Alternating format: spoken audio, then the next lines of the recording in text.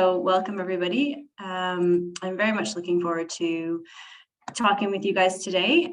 This is a new slide deck I've been working on, so please also feel free to give comments about other topics you feel should be added, or if something's unclear, that'd be really helpful. So I am a researcher, or a senior researcher now, at the Norwegian Institute of Public Health. And as Johanna said, I'm also an editor with the Cochrane and Consumer Communications Group, and I started working with sampling a while ago. I also have a background in artistic swimming, which I think helps my creative processes when it comes to QES, because in artistic swimming, we do a lot of pattern work and moving people and fitting blocks like puzzles. So I think that's also been helpful in this work in the past. I wanted to give a quick brief intro about why I started working, or how I started working with sampling in QES. This came about pragmatically as part of my PhD project about 10 years ago. I have a background in medical anthropology and qualitative health systems fieldwork. That was my main area of interest. And I was doing my first qualitative evidence synthesis. We ran the search in 2014. And we realized that we had way too much data. There was just too much data to handle, and we were worried that it was going to threaten our analysis. So I was in Singapore on a work trip, and walking around my neighborhood where this signpost hit me one day that said start from zero. So I started thinking through how I could classify or organize or sample from the primary studies we had included in the QES. I had all of them printed out and brought with me, and I started laying them out on the floor and trying to group them and figure out how I could go about this. And so we really, within my PhD team of myself and Simon Lewin and Claire Glenton, tried to apply primary research principles around sampling to selecting articles or studies into our synthesis. So that's kind of the background of where all of this work has come from. The focus of this presentation is going to be mostly on QES with an aggregative approach, and we'll come to what that is in one of the next slides. I will be presenting how you can develop a sampling frame, and here we'll be using two worked examples from work I've done, and both of these focus on sort of maximum variation sampling, but we will present, or I will present, and we can discuss some other approaches as well. So what is an aggregative or a configurative synthesis approach? Because this is one of the first steps you take in doing your qualitative evidence synthesis. What kind of synthesis do I want to write, or am I going to write? So an aggregative synthesis is more of the traditional synthesis where we're going out to identify everything, and then we're going to decide if sampling is needed once we've identified all of the relevant studies that can meet our inclusion criteria. Whereas a configurative synthesis is more of an iterative process with an ongoing evaluation. So here teams may decide to stop screening once they feel they've identified enough studies or data that meet their inclusion criteria, and provide sort of this rich, thick data to sustain a synthesis. And we'll come back to those terms as well. So aggregative, traditional, find everything; configurative, more of an iterative process where you're going to kind of decide along the way how you're going to include studies and how many studies you're going to include. So the background of the whole thing, as I said, is that as we know in qualitative research, primary or secondary, too much data can really threaten the quality of our data synthesis. So sampling can be used as part of this process to reduce the amount of data we're going to synthesize, but to also help us get in some senses, the best data for our synthesis that will give us the richest, most complex answers to our questions. Oops, I don't know how I did that. Do not zoom in. Sorry, guys. There. So there are a few sort of sampling approaches to talk about here. So we have, first we have aggregative or configurative synthesis. Then we have comprehensive sampling, and this means you're going to include everything that meets your inclusion criteria. And it's important to remember with a qualitative evidence synthesis that you have already, in most cases, done some sampling when you're setting up your inclusion criteria and your search criteria. So we don't maybe as researchers recognize this as sampling in our thought process, but it is. So if we've written we're only going to include studies in the English language, that's sampling. We're leaving out everything that's not in English. Or if we use a search date cutoff of 10 years or 15 years, that's sampling. We're leaving out everything that's older than a certain date. So comprehensive sampling is including everything that you have found in your search, but you've already done some sampling before this. Whereas purposive sampling is sampling from the studies that meet your inclusion criteria. It's purposive in the sense that you're creating a sampling approach based in theory or the type of data you want to include or you need for your synthesis. And it can be done a priori. So if you're going to do more of a configurative approach based on theory, then maybe you decide on this before you start. Or you can make your sampling frame or decide on how you're going to sample after you've identified the studies that meet your inclusion criteria. So again, we have an aggregative synthesis where we're going to include everything and then potentially sample, or configurative, which is more theoretical in approach, comprehensive sampling, where we're going to take in everything we found, and we have purposive sampling, where we're going to select from the studies that meet our inclusion criteria. And the final sort of pair of words here is to think through what type of sample do you want to end up with. Do you want a representative sample? So for example, the lipstick picture, that you want to make sure you have a study that looks at each of the different available colors of lipstick, if we're thinking about it that way. Or do you want more of a theoretical sample where you're going to be basing something, your decisions on inclusion on something more higher level, like different concepts used in the field or different theories. So rather than just taking, I want a red study, a blue study, a green study, a yellow study, thinking about sort of drawing a larger picture with the studies you're including in your synthesis. So another set of useful terms that's great to know going into sampling is this sort of rich, poor, thick, thin. And this is sort of anthropological jargon in a sense. I mean, I think everyone who's worked in social sciences or anthropology is familiar with Gertz's thick data or thick description. The Cochrane group has decided to kind of try and define these a bit better because they were being used interchangeably. So in the Cochrane world, rich data, and then the inverse being poor data, is qualitative evidence that includes higher or lower levels of conceptual detail. So here we're talking concepts theory. Whereas thick or thin data is best used to refer to higher or lower levels of contextual detail.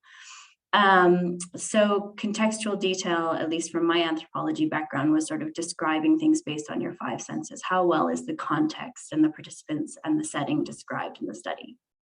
Whereas rich studies would have much more of a conceptual or theoretical grounding. And it's possible to have a rich and thick study. I mean, that's the gold mine, right? If we can get that. So aggregative or configurative synthesis, comprehensive or purposive sampling, and then we have representative or theoretical sample. And to do this, we're trying to find the richest, thickest data available to answer our questions. So just to introduce you to the idea that there are many, many, many ways to sample. In the new chapter that Andrew Booth, Jane Noyes, and I have written, Andrew's made this fantastic table that has, I think, he's found 35 different ways that different QES authors have used different sampling approaches. So this is just a screenshot of the top of the table. So if you're interested in other ways of sampling, once the chapter is up online for the textbook, go in there. But you can see here what we've provided in the handbook is going to be a table where we sort of name the sampling approach. So we can look here at maximum variation sampling, for example. That's what we're going to be focusing on today. And the description is that we have constructed this by identifying key dimensions of variation and then finding cases that vary from each other as much as possible along these dimensions. And we can select clusters of high quality detailed descriptions of each study, which are useful for documenting uniqueness, identifying different patterns that cut across the studies. So that's the application. An example is from a review where they selected all the studies from low and middle income countries to have a variation from high-income countries.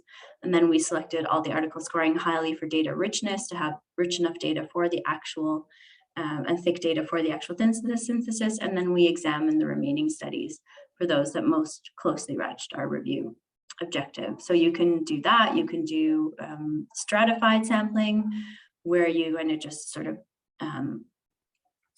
do further layers of this. You could do theory-based sampling. Anyway, there's this large table. So if you're interested in examples, please go in and check out the table. This will be available afterwards. So I've included this slide also where I've combined the references I know of that are discussing sampling in qualitative evidence synthesis. So you can go and look these up as well. So when do you think about sampling for your review? You think about sampling for your review already at the protocol phase.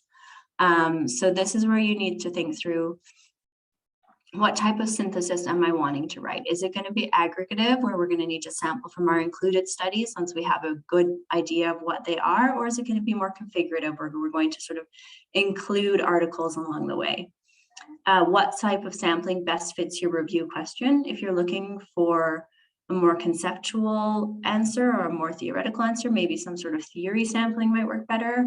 If you're looking for the broadest description over a population group, then sort of maximum variation sampling might work best. And then you also want to think through, what type of sample do you want to end up with in the end? So again, that representative sample or that theoretical sample. And because we're talking about qualitative research, it's also important to think through reflexivity here, about your and your review team's previous experiences and assumptions when you're planning and conducting the sampling. Is there something that you're going to be biased towards or lean towards? And how can these experiences that you've been through impact the sampling for your review? So now we're going to move on to sort of the actual study selection process and where sampling fits in based on aggregative or configurative approaches. And then I'm going to ask you to think through some stuff and pop some stuff in the chat. And then we're going to go through a couple of worked examples from various projects. So here is a figure I've made about sort of a generic steps to conducting a QES. So again, you're going to have done your search here at the top.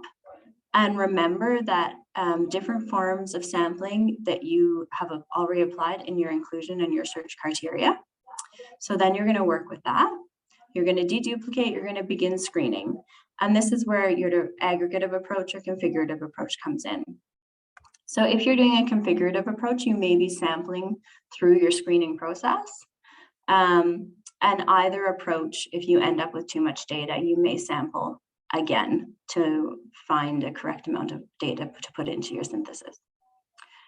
So that's sort of a broad overview. Ideally, we want to end in the middle with the appropriate amount of data. We don't want to end on the other side with not enough data. Then there's different things we can do. But if we end up with too much data, then we can sample. So if you're conducting an aggregative synthesis, you do your screening by applying your inclusion and exclusion criteria. You can sample if you find too many studies, but you've already sampled as part of your search. And then you may decide to adjust your inclusion criteria during title and abstract screening before you proceed to full text if you see already that you have a large amount of studies that meet your inclusion criteria. So for example, you limit the publication year further, or you limit a context. That's another form of sampling. It's just happening earlier in your review process. It's a bit trickier with a configurative synthesis because there's so many different ways that this can be done. So I've tried my best here in this figure to kind of set up an overview of sort of a configurative, one possible configurative synthesis process where you could use purposive sampling. So here, remember, you've already done some sort of sampling in your search, usually when you're setting up your criteria. So maybe in a configurative synthesis, you might search one database first, and then go through the circle, and then search the next database. Or you might do snowball searching. So there is some iterative process between searching and screening here. You may, just as you may have done in an aggregative process, start screening for your title and abstracts and realize that you need to adjust your inclusion criteria. It's too broad, it's too narrow, your population's off, something's not fitting. So again, that's a different type of sampling, but it's just being applied earlier in the process. And then you can do your full text screening, your data extraction. And then once you've done your data extraction, you see how much data you're left with. And then maybe even in an iterative approach, you're going, okay, I have too much data, I need to sample. You sample, you synthesize your data, you find some holes, you go back and search again. So configurative process is just a little bit more iterative. You're not finishing your screening and then sampling from a complete study set. So I think the most common scenario for now, especially within Cochrane, at least from my experience, is that we're still working on these aggregative reviews where we're doing sort of a comprehensive study selection. We're finding everything that exists. Finding everything that exists is getting bigger and bigger. And the more I talk to different review authors, the more we say, okay, maybe we need to move more towards a configurative process, because when we end up with sort of 100 or 200 included studies we need to sample from, it's a lot of work. So we're ending up with too many studies. Research is booming. There's a lot more being published. So then we use a sampling strategy to reduce the number of studies that we include in our synthesis to a manageable number. And for me, the objective, at least on the reviews I've worked on, is to find the studies that will give you the richest synthesis. So you want that data that's really going to answer your question, give you rich and thick data, give you variation, and allow you to answer a broad version of your question. So that brings me to my next question. And I think I have access to the chat here. So let me just see. Nope. Okay, I would love it if people would drop into the chat factors that you feel you should be considering when you're sampling. So if you're working on a project, what factors do you think would be important for sampling in your project? If you have too much data, what parts of the question are you going to start thinking about to come to a consensus of what you need to include? Now I have to figure out how I can access the chat. 1 second. Heather, if you go down to the bottom of the screen and you click on more, you should have an option at the top of that drop up list. Right. Okay. Chat there. Yes, great. Let me go. Now you guys can see the chats. Let's see. Hosts. Can I chat with everyone? Can people drop stuff in the chat, Johanna? They should be able to. Yes, I'll double check those settings. Oh, there's a Q&A thing here. There we go. Okay. Yes, chat is disabled. Okay, then just drop it in the Q&A box, guys, because that seems to have been working for people. And I'll leave that up here. So just drop it into the Q&A and we'll know it's not a Q&A. Learn new things with Zoom every time we go. If not, just think about it for about a minute and then I'll carry on. But it'd be great to have a few answers here that we can lean on.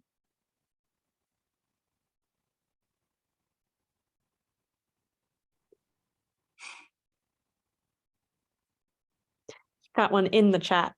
All right. So if you go back to your chat. Participants, phenomena of interest, types of studies. Yeah, great. Very good. That's a good start. I'm hoping people are thinking about it. So let's keep going. Oh, another one into the chat. Let me find my way back to my other screen here. Not sitting at my normal. Oh yes, now they're coming in. Okay, perfect. Equalities, yes. Contextual factors, yes. Population of interest, study time, type, time period, great. General ability, yeah. Population and setting, context, great answers, everybody. The latest one I actually did, we focused on equity, and that was good and bad because we didn't find very much, but it was good to have a focus there. So lots of different ways you can do this. Great. Okay, we're on the same page. That makes me feel good. So if we keep going, we've heard from you what factors you guys think could be considered. So these are just the things I've thought through. So when you're sampling studies within a QES and you want to engage with the same principles that we use for primary qualitative research. So think through the question as if it were a primary question and how you would go about sampling if this was your primary research.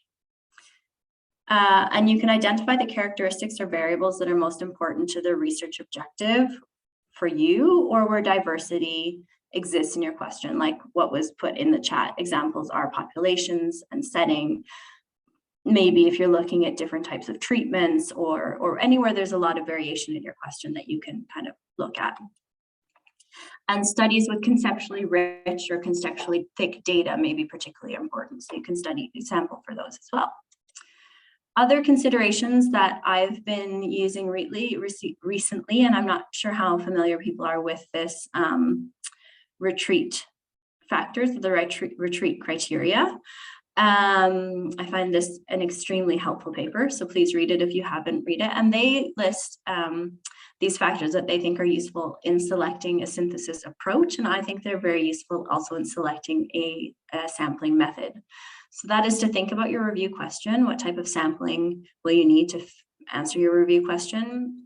Your epistemological background, the time or time scale you have to complete the review, the resources you have to complete the review, the expertise you have on the review team can influence the sampling approach you take, what the audience and purpose of the review are, and the type of data you're working with. So those are also other factors you can think through when you're looking at sampling. So what I'm going to talk about now is developing a sampling frame.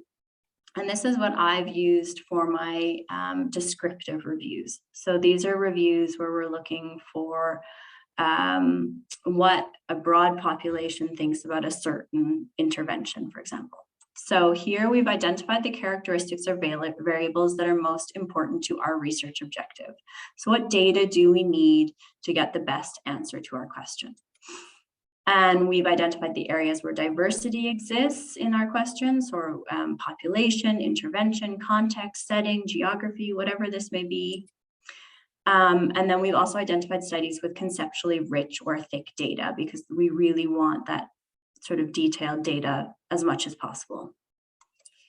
And we then work on prioritizing the characteristics that we've found, or these variables, into an order for our sampling frame. So we try and give these a priority level. What's most important, and then working down from there. So the first example I'm going to present is from the QES that colleagues and I did on communication about vaccination. And this is the one I talked about. This is where sampling kind of pragmatically, we made the decision as a review team to sample. So the objective was to identify studies that looked at parents and informal caregivers' views about communication about childhood vaccinations and any influence that this communication might have on their decisions to vaccinate.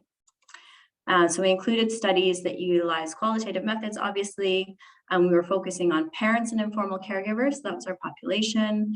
Information about vaccination for children aged up to 6 years was our topic of interest. And we had a global view on this review. So those were kind of our 3 checkpoints we looked at.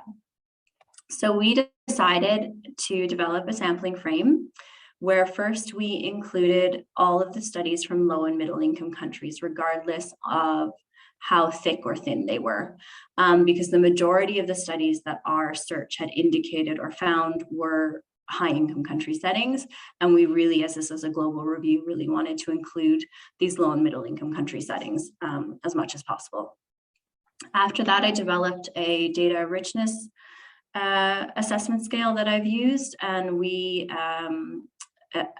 took all of the articles that scored a 3 or higher for data richness. This is a 5-point scale. It's been further developed by Emma France and Sarah Cooper and others, down to a 3-point scale, still a 5-point scale. Anyway, this way of sort of assessing the richness and thickness of your data.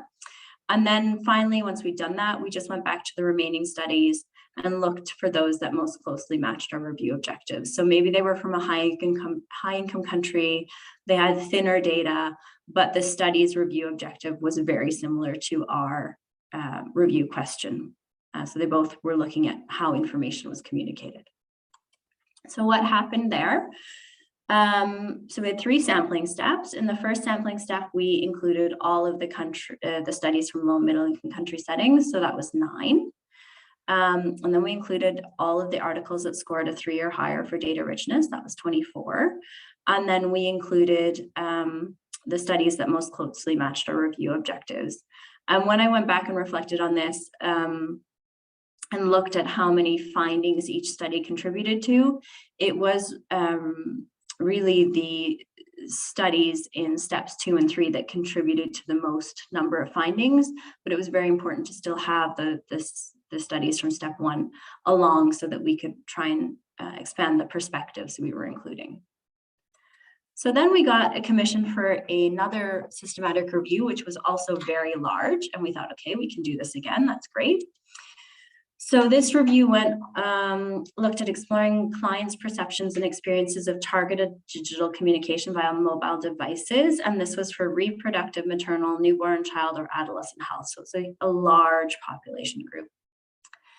And our inclusion criteria was these clients' perceptions and experiences of these different types of targeted digital communication via mobile device for these different areas of healthcare, and again, a global setting. And here we thought we would also have to sample for low and middle income countries, but in the end, our search actually, we had a lot of variety in the included studies, so we didn't have to do that in the end. So what we did is we divided the studies that met the inclusion criteria by the different client groups, so reproductive, maternal, newborn, child, and adolescent health. And then we looked at how many studies were available for each population group. And because there were a very limited number of studies for pregnant and postpartum women and for pregnant and postpartum women living with HIV, we just included all of those studies to make sure that those 2 groups were covered. And then we assessed the included studies within each client group for data richness. And in this version of the data richness scale, we decided that we would combine steps 2 and 3 of the previous. So we looked at how much rich data or thick data there was that matched our review objective. Not the study as a whole, but the study that matched our review objective.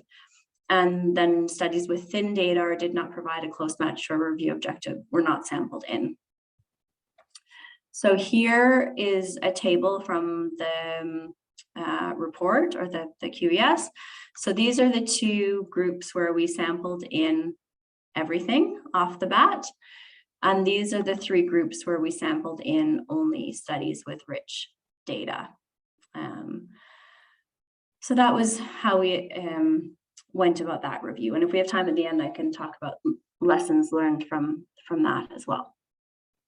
So when do we stop sampling? This is a question we get a lot, and there's no clear guidance or arbitrary number for when to stop, what's enough data. We can't answer that question. So stopping can depend on the same retreat motivated factors as I talked about before: team experience, time, resources, the type of data you have, the type of synthesis you're doing, the type of findings you need, the type of analysis you're doing. But you can also consider stopping when you reach sort of theoretical saturation or when your grade and circle assessments are moderate to high is another option that we're hoping to try out soon. What's else is very important is reporting. So you need to clearly and transparently report your sampling procedures so that other teams can learn from them or repeat them. And remember, when you're doing a QES, it's not only very important to describe your audit trail. So this is what you did. So your Prisma table, your tables of included and excluded studies, but it's also really important to give a clear description and explanation of the choices you made. And we're calling this your decision trail. So why did you choose that type of sampling? Why did you choose to set up the sampling frame the way you did? Reflexivity comes in here. Was there any sort of assumptions you had setting up your sampling framework? So the decision trail is equally as important as the audit trail. And it's also, remember, if you're sampling, that you need then 3 tables of characteristics of studies. You need your characteristics of sampled studies included in the analysis. you need your characteristics of included studies that met your inclusion criteria, and then you need your characteristics of excluded studies. So those that you read in full text but did not include or did not meet your inclusion criteria. So there is a third table you need to set up if you sample. So just to round off before we get to some questions, remember to think through how you're going to select your included studies, as this can impact the sampling approach you're going to take. So do you do aggregative or configurative synthesis? Are you going to focus on comprehensive sampling, including everything? Or are you going to try and purposively sample? And what kind of sample do you want to come out with in the end, a representative sample or a theoretical sample? Have you included too many studies? If you have, you can think through which sampling approach best fits your question. And really looking and diving into your review objective can help you determine the most important aspects you want to sample for. And then map your included studies to help you gain an overview before you sample. So map based on the important factors for sampling, but also do an exercise where you look at those retreat factors as well, and then you can sample. The resources again, and we can take questions or comments, and then also please feel free to send me an email if you have any other questions or comments. So I'm going to stop sharing